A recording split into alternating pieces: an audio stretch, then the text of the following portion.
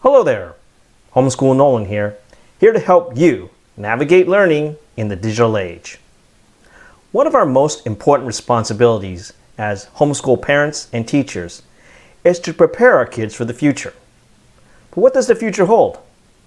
I recently came across an interesting book at the library titled The Coming of NEO Feudalism, A Warning to the Global Middle Class by Joel Kotkin. In this book, Kotkin points a somewhat bleak present and future where our world regresses back into a feudal age not too unlike the medieval times of 1,000 years ago. Now, if he's right, then this has huge implications for our children. So in this video, I'd like to explore what the coming of neo-feudalism means for our kids. First, what is feudalism? I googled the term feudalism and I got this definition. Feudalism is, quote, the dominant social system in medieval Europe in which the nobility held lands from the crown in exchange for military service, and vassals were in turn tenants of the nobles, while the peasants were obliged to live on their lord's land and give him homage, labor, and a share of the produce. So basically, in a feudal system, you have three classes of people. First, you have the nobility who owned everything. Then you had the vassals who served just below them, such as knights. But the vast majority of people were peasants who worked the land. Now, an important characteristic of a feudal society is that there is no upward mobility. If you were born a peasant, no matter how smart or talented you were, it was pretty much impossible to move up to the nobility. Now, feudalism eventually faded away in Europe with the arrival of the Renaissance. Some of us may look back at the Middle Ages through our movies or fairy tales and might have a somewhat romanticized view of it as an era of kings and castles, knights in shining armor, and peaceful peasants working the land. But we probably also view feudalism as backwards and regressive compared to what we have today, and there is of course no way we would ever want to go back to feudal times. But Kotkin, in his book, argues that this is indeed what is happening, and he calls it neo-feudalism. He maps the three classes of the Middle Ages to three new classes of today. At the top are the nobility, which he calls the tech oligarchs. These are the small percentage of tech billionaires and multimillionaires who control a lot of the wealth now. Just below them are what he calls the clerisy, made up of media, academia, and elite public servants. They play the influential role that the church did in the Middle Ages in trying to be the single source of truth for everyone, and they stand ready to shame anyone who offers a heretical or contrarian opinion. At the bottom is the vast middle class that is devolving into a new serf class that owns nothing and relies on the oligarchs at the top for their livelihood. Just as in the Middle Ages, this new neo-feudal age is now also marked with extreme inequality, with a small percentage of the people at the top owning most of the wealth. But perhaps more concerning is the loss of upward mobility for most people.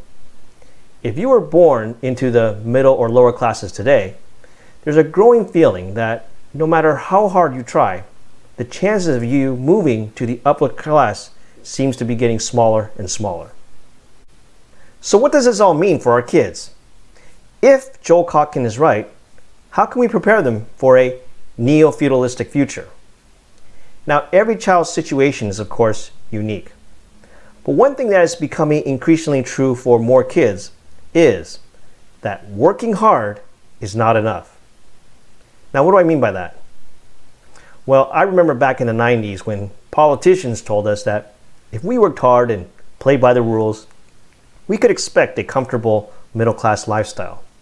And if we worked really hard and were ambitious enough, perhaps we too could be like those young tech entrepreneurs who started companies in their garages and became multimillionaires almost overnight.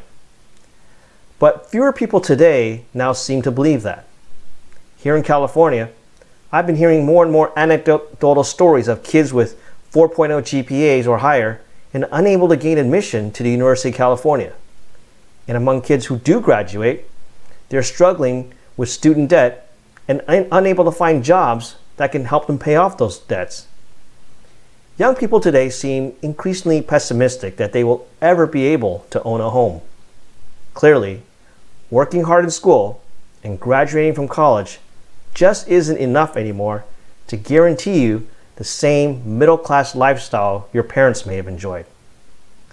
Now, it may seem paradoxical that, unlike previous generations, our kids can no longer expect to be better off given all the technological advances we've been experiencing. But remember, most of the wealth created by new technology over the past few decades has only been going to a small percentage of the people at the top, and hence exacerbating the inequality. And sure, our kids may have smartphones today that we didn't have as kids, but are they really better off if they can't purchase their own place to live when they grow up? So if hard work isn't enough, what else can we as parents do to help our kids prepare for the future? Well, unfortunately, I don't think there is an easy formula for prosperity in the digital age. But what I do try to tell my children from a young age is that it's a very competitive world out there.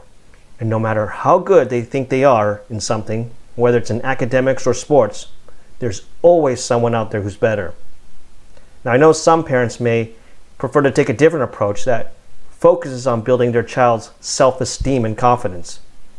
But as my kids older, I will also emphasize that rare and valuable skills are more important than ever.